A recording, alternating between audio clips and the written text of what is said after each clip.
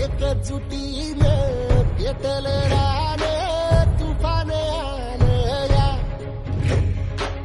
काळ्या भुईच्या भेटीला हे आभाळ आलं या ढेगाळ माय मातीच्या ह्या डोळ्यात जागली या आस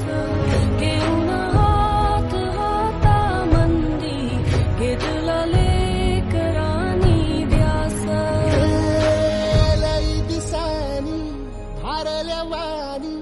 शिवार झालं